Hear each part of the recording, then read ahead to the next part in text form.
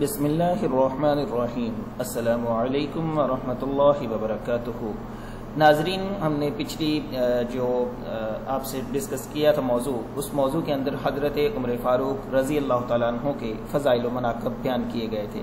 آج اسی کا دوسرا حصہ بیان کریں گے کہ حضرت عمر فاروق رضی اللہ تعالیٰ عنہ کے فضائل و مناقب مزید آپ کے سامنے رکھیں گے۔ حضرت عمر فاروق رضی اللہ تعالیٰ عنہ حضرت ابو بکر صدیق رضی اللہ تعالیٰ عنہ کے بعد مسلمانوں کے دوسرے خلیفہ تھے۔ ان کے دور میں اسلامی مملکت 28 لاکھ مربع میل کے رقبے پر پھیلی ہوئی تھی۔ ایک مرتبہ وہ مسجد میں منبر رسول صلی اللہ علیہ وآلہ وسلم پہ کھڑے ہوئے خطبہ دے رہے تھے کہ ایک غریب شخص کھڑا ہوا اور اس نے کہا، اے عمر، ہم تیرا خطبہ اس وقت تک نہیں سنیں گے جب تک یہ نہ بتاؤ گے کہ یہ جو تم نے کپڑا پہنا ہوا ہے وہ زیادہ ہے، جبکہ بیت المال سے جو کپڑا ملا تھا وہ اس سے بہت کم تھا۔ تو عمر فاروق رضی اللہ تعالیٰ عنہ نے کہا کہ مجمع میں میرا بیٹا عبداللہ موجود ہے۔ عبداللہ بن عمر کھڑے ہوئے۔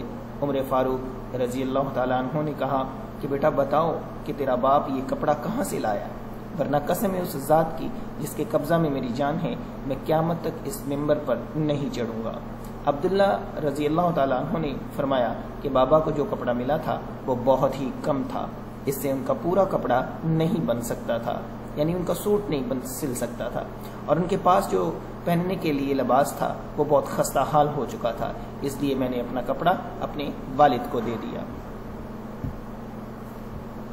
اسی طرح سے حضرت عمر فاروق رضی اللہ تعالیٰ عنہ کے بارے میں نبی کریم صلی اللہ علیہ وآلہ وسلم کے ارشاد گرامی بھی موجود ہیں۔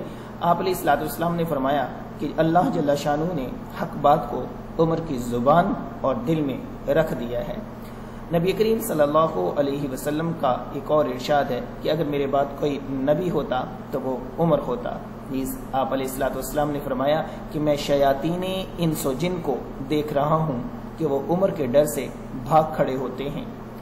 آپ علیہ الصلوۃ والسلام نے ارشاد فرمایا کہ تم سے پہلے لوگوں میں محدث ہوا کرتے تھے، اور اگر میری امت میں کوئی محدث ہے تو وہ عمر ہے۔ حضرت علی بن ابی طالب رضی اللہ تعالیٰ عنہ فرماتے ہیں کہ ہمارے پیغمبر صلی اللہ علیہ وسلم کے بعد اس امت کے بہترین شخص ابو بکر رضی اللہ تعالیٰ عنہ ہیں، اور پھر عمر رضی اللہ تعالیٰ عنہ ہیں۔ جس راستے سے حضرت عمر گزرتے تھے شیطان وہ راستہ چھوڑ دیا کرتا تھا۔ بخاری اور مسلم میں یہ حدیث موجود ہے۔ اسی طرح بخاری اور مسلم میں ایک اور حدیث ہے کہ جنت میں عمر کا لقب بڑا محل ہے، اور حضرت عمر کی زبان پر خدا نے حق جاری کر دیا تھا، اور مشکات شریف کے اندر ہے کہ میرے بعد ابو بکر و عمر کی اقتدا کرنا، اور ترمذی شریف کے اندر لکھا ہوا ہے کہ میرے بعد اگر کوئی نبی ہوتا تو وہ عمر ہوتا۔ اور نبی علیہ السلام کی ایک اور حدیث ہے، فرمایا میرے آسمانوں پر 2 وزیر ہیں، جبرائیل اور میکائیل، اور زمین پر بھی 2 وزیر ہیں، ایک ابو بکر اور دوسری عمر۔ حضور صلی اللہ علیہ وسلم ابو بکر اور عمر رضی اللہ تعالیٰ عنہ کے کاندھے پر ہاتھ رکھ کر جا رہے تھے۔ آپ نے فرمایا ہم تینوں قیامت میں اسی طرح سے اٹھائے جائیں گے۔ ایک مربع شکل کے محل کے پاس آیا حضرت عمر فاروق رضی اللہ تعالیٰ عنہ، تو نبی علیہ السلام فرماتے کہ میں ایک مربع شکل کے محل کے پاس آیا جو سونے کا تھا۔ میں نے کہا یہ کس کے لیے؟ فرشتوں نے جواب دیا ایک قریشی آدمی کے لیے۔ میں نے کہا میں بھی قریشی ہوں، یہ محل کس کے لیے ہے؟ انہوں نے کہا محمد مصطفیٰ صلی اللہ علیہ وسلم کے ایک امتی کے لیے۔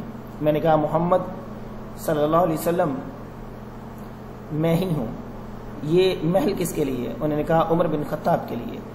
اس بات کو اہل جنت کے سردار اور تمام جہانوں کے سردار حضرت محمد صلی اللہ علیہ وسلم نے بیان کیا ہے۔ نبی اکرم صلی اللہ علیہ وسلم کو حضرت عمر کے قبول اسلام کا شوق ہوا۔ آپ نے دعا کی، اے اللہ عمر بن خطاب اور ابو جہل بن ہشام میں سے جو تجھے زیادہ پسند ہے اس کے ذریعے اسلام کو تقویت دے۔ حضرت عمر اللہ کو زیادہ پیارے تھے، اس لیے ان کو اللہ رب العزت نے قبول اسلام کی سعادت عطا فرمائی۔ حضرت عمر نے اسلام قبول کر لیا، اور آپ کے قبول اسلام سے مسلمانوں کی تعداد 40 تک مکمل ہو گئی، اور آپ نے اللہ کی راہ میں پایا جو پایا۔ جب ہجرت کا دن تھا تو حضرت عمر اعلانیہ طور پر ہجرت کے لیے نکل کھڑے ہوئے تھے۔ حضرت عمر فاروق رضی اللہ تعالیٰ عنہ کا عدل اور انصاف بڑا مشہور تھا۔ عمر فاروق رضی اللہ تعالیٰ عنہ کے عدل کی یہ حالت تھی کہ آپ رضی اللہ تعالیٰ عنہ کا انتقال ہوا تو آپ کی سلطنت کے دور دراز علاقے کا ایک چرواہا بھاگتا ہوا اور چیختا ہوا چلاتا ہوا لوگوں کے پاس آیا اور اس نے اعلان کیا کہ لوگوں عمر رضی اللہ تعالیٰ عنہ کا انتقال ہو گیا۔ لوگوں نے حیرت سے پوچھا تم مدینہ سے ہزاروں میل دور جنگل میں ہو اور تمہیں اس سانحے کی اطلاع کس نے دی؟